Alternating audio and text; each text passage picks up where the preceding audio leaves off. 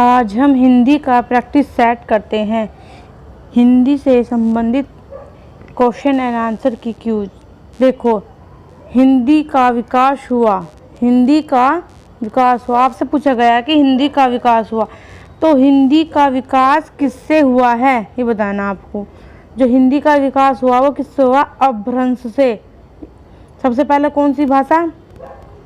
संस्कृत। संस्कृत के बाद क्या आई? पाली। पाली के बाद प्राकृत। प्राकृत के बाद किसका हुआ? अपभ्रंश का।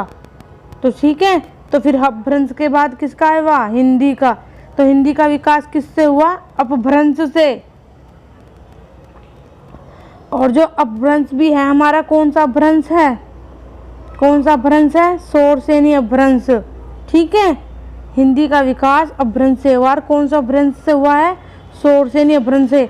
और मागवी से किसका हुआ है? मागवी का हुआ पूर्वी हिंदी का।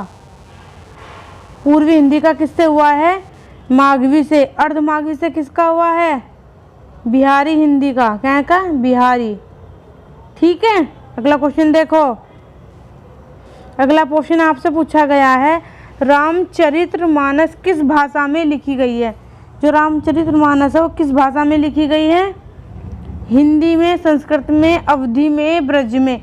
हिंदी में लिखी गई है, संस्कृत में लिखी गई है, अवधी में लिखी गई है, ब्रज में।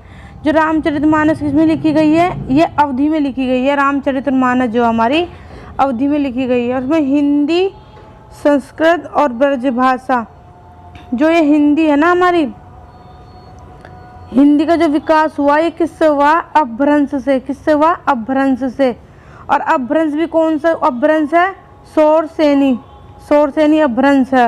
और रामचरितमानस अवधी भाषा में लिखा गया है। ठीक है, अगला क्वेश्चन देखो। अगला क्वेश्चन में क्या बताया गया आपको?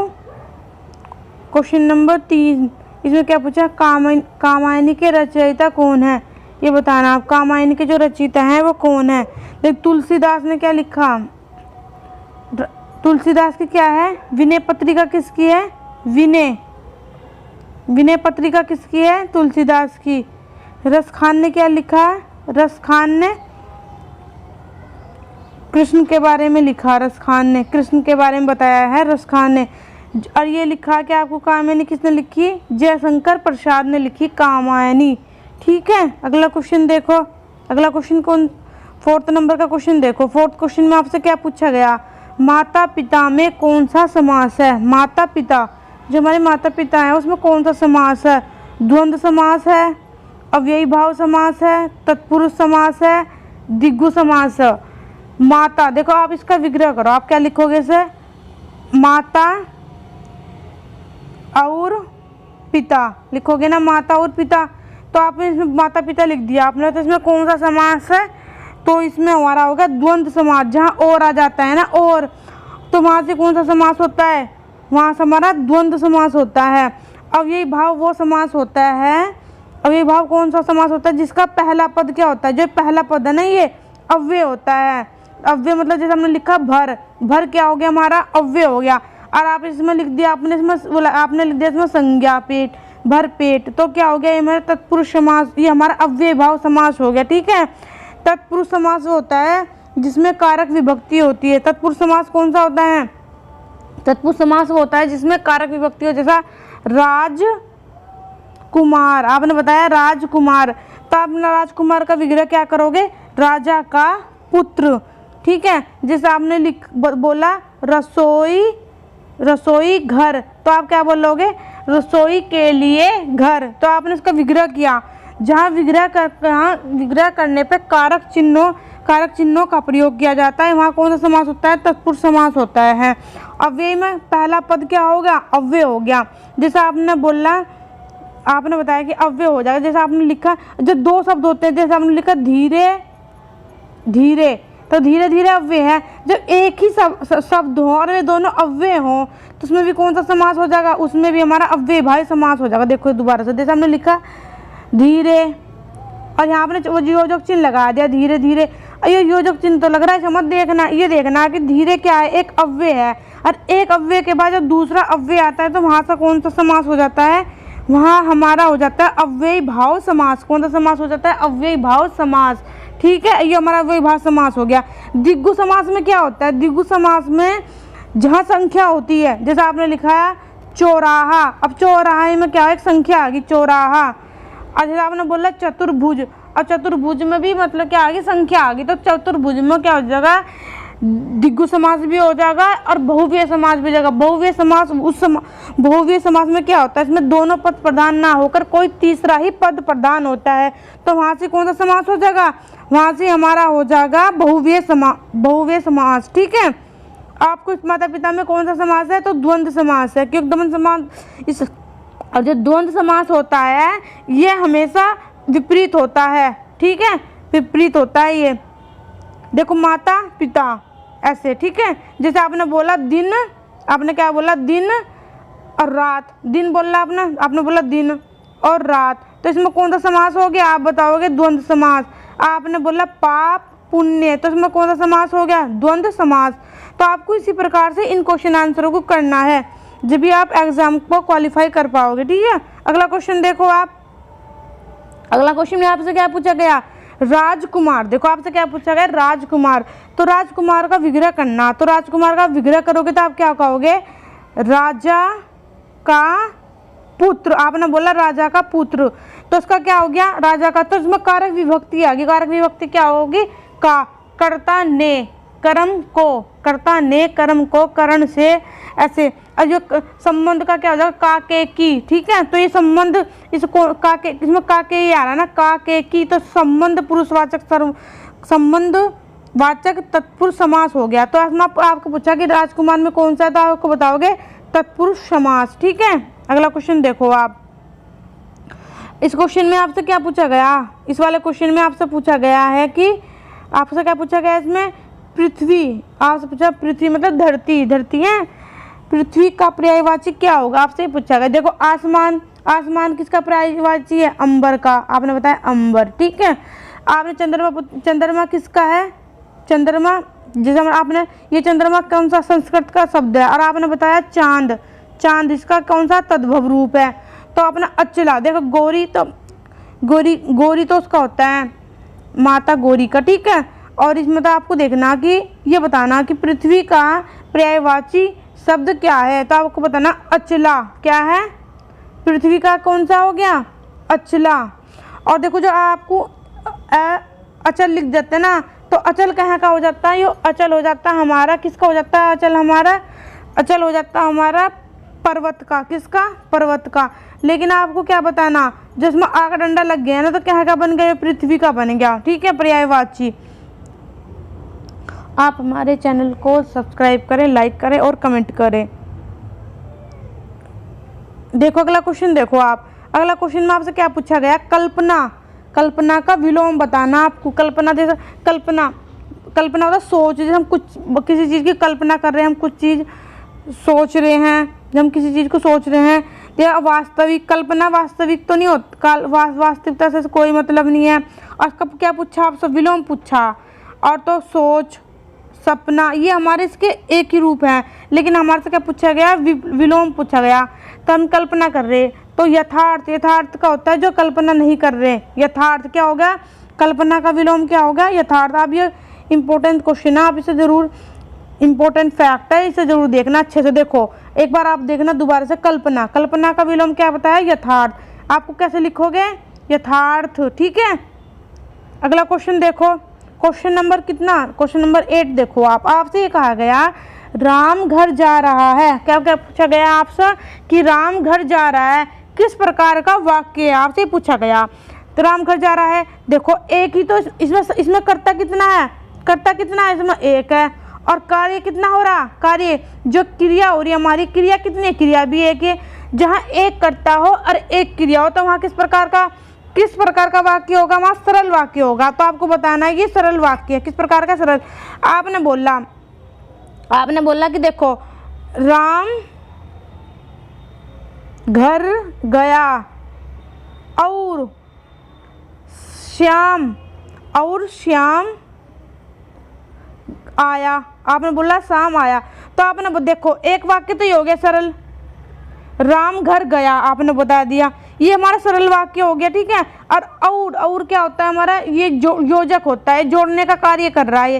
राम आया तो राम भी अपना एक हमारा सही सरल वाक्य है। जब दो सरल वाक्यों को किसी संयोजक से जोड़ देते हैं तो वहाँ से वहाँ पे कौन सा वो बन जाता है, वहाँ पे हमारा बन जाता है संयुक्त वाक्य। कौन सा वाक्य बन जाता है, संयुक्त वाक्य होता है। जैसे राम घर गया और राम आया, राम घर गया और श्याम आया, आपने ये बदल दिया, और से जोड़ दिया ना आपने, तो वहाँ संयुक्त वाक्य बन जाएगा। लेकिन संयुक्त वाक्य में क्या होता है, वाक्य दो होने चाहिए और दोनों वाक्य सरल होने चाहिए, तभी हमारा वहाँ से कौन सा बनेगा, तभी वहाँ हमारा संयुक्त वाक्य बनेगा, ठीक है। अगला देखो आप, इसका आंसर क्या है, जैसे राम को बताया हमने, राम घर जा रहा है, तो इसमें बताना आपको सरल वाक्य है। कौन सा वाक्य है, सरल वाक्य है इसमें। और देखो संयुक्त बता दिया मैंने। आप मिश्रित, क्या मिश्रित उन वाक्यों कहते हैं जो पहला वाक्य होता है वो दूसरे वाक्य पे क्या होता है, डिपेंड होता है। बस आपको इतना ध्यान रखना है कि जो हम पहला वाक्य होगा वो दूसरे पर डिपेंड होगा। जिसने आपने बोला मोहन ने कहा, आपने लिखा मोहन ने कहा। अब मैंने आपसे बोल दिया मोहन ने कहा, तो आप ये कहोगे कि मोहन ने क्या कहा, कुछ कहा होगा ना। अब ये मोहन ने कहा तो पूरा सेंटेंस नहीं है ना, तो ये किसी दूसरे के ऊपर क्या हो गया, डिपेंड हो गया। आपने कहा मोहन ने कहा कि मैं घर जाऊंगा, कि बोल देना कि मैं घर जाऊंगा, तो ये जो मोहन ने कहा है ये वाक्य दूसरे वाक्य पर डिपेंड हो गया कि मैं घर, आपने मोहन ने बोला कि मैं घर जाऊंगा, ठीक है, मैं घर जाऊंगा, तो ये किस पर हो गया, जाऊंगा, तो आप किस पर वाक्य पर डिपेंड हो गया, ये दूसरे वाक्य पर डिपेंड हो गया।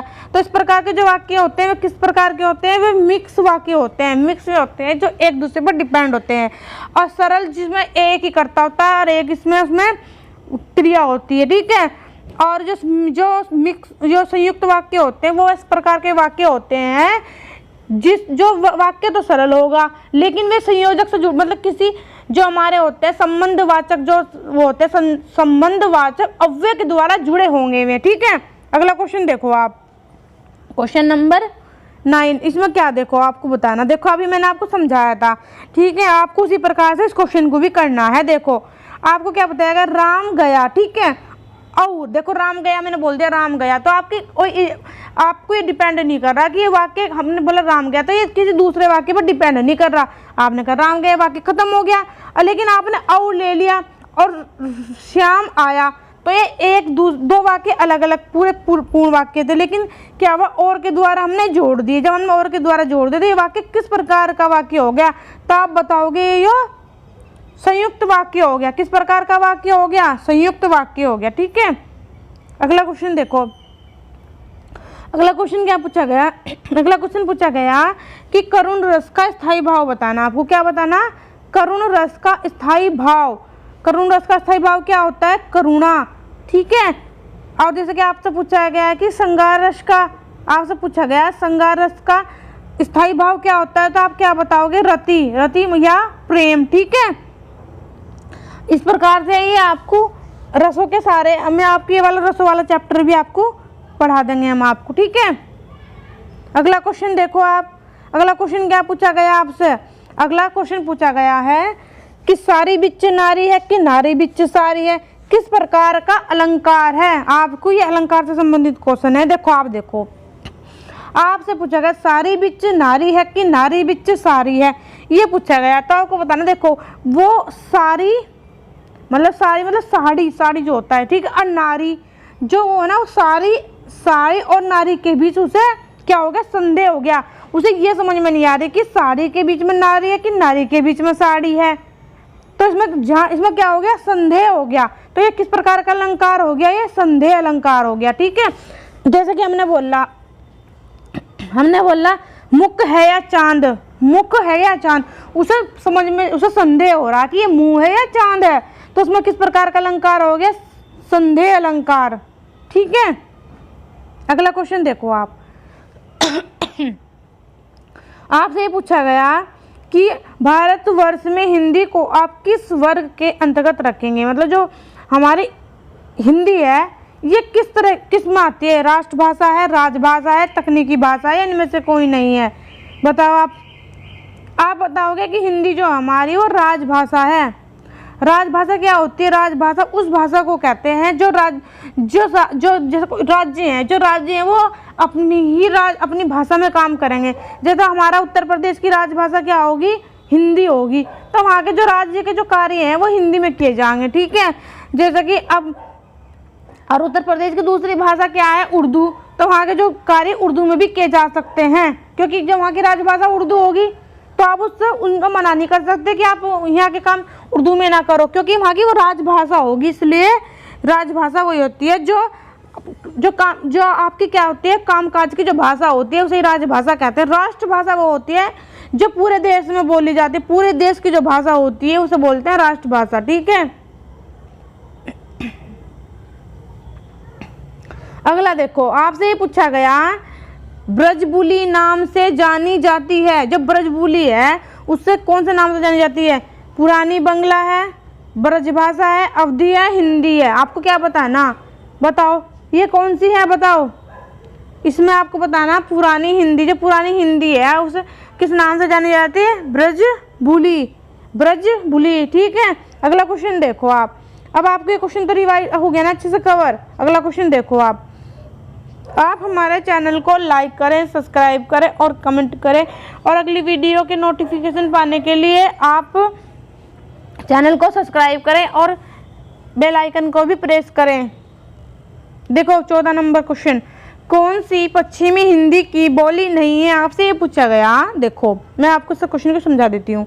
पश्चिमी हिंदी, देखो हमारी एक तो पश्चिमी हिंदी में कौन कौन सी है? हमारी ब्रजभाषा है। पश्चिमी हिंदी के अंदर कितनी भाषा आती है? 5 भाषा आती है पश्चिमी हिंदी के बाद आती है पूर्वी हिंदी, और फिर आती है एक राजस्थानी हिंदी, फिर आती है एक बिहारी हिंदी, ठीक है। ये सभी हिंदी के भाग हैं। अब ये देखा होता है इसमें कौन? पश्चिमी हिंदी के अंदर 5 भाषाएं आती हैं। तो ब्रजभाषा है, कन्नौजी भी है, खड़ी बोली भी है, अवधी नहीं है। जो अवधी है ना, ये कौन सी भाषा में बोली जाती है? पूर्वी हिंदी की भाषा है। यह किसकी है? पूर्वी हिंदी की भाषा है, ठीक है। आगे आपके समझ में। अगला क्वेश्चन देखो, आपसे क्या पूछा गया? आपसे पूछा गया दक्षिण भारत हिंदी प्रचार सभा का मुख्यालय कहाँ स्थित है? देखो आप ये देखो कि जो दक्षिण भारत है हमारा, वहाँ हिंदी का जो हम प्रचार प्रसार कर रहे हैं, तो वहाँ तो उसके प्रचार प्रसार के लिए जो मुख्यालय बनाया गया वो कहाँ सी है? हैदराबाद में है, चेन्नई में है, बेंगलोर में है? बताओ। तो आप क्या बताना? जो उसका मुख्यालय है वो चेन्नई में है। कहाँ पे है? चेन्नई। कहाँ पे है इसका मुख्यालय? चेन्नई, ठीक है। अगला क्या पूछा गया आपसे? अगला क्वेश्चन पूछा गया आपसे, भाषा के आधार पर भारतीय राज्यों की संरचना। जो भाषा के आधार पर जो राज्यों का गठन हुआ वो कब हुआ? आपको बताना कि 1956 में बने। और 1956 में जब भारतीय भाषा बना था तो पहला राज्य कौन था? आंध्र प्रदेश, ठीक है। और ये राज्य पुनर्गठन जो आयोग की स्थापना हुई कब? 1 नवंबर 1956 से ही, ठीक है। तभी तो हमारा उत्तर प्रदेश का आधुनिक उत्तर प्रदेश का जो हमारा निर्माण है वो कितना हुआ? 1 नवंबर 1956 को माना जाता है, ठीक है। और वैसे तो 24 जनवरी 1950, ठीक है। अगला क्वेश्चन देखो। चलो ये आज के इतने ही क्वेश्चन है, ठीक है। आप हमारे चैनल को लाइक करें, सब्सक्राइब करें और कमेंट करें, ठीक है।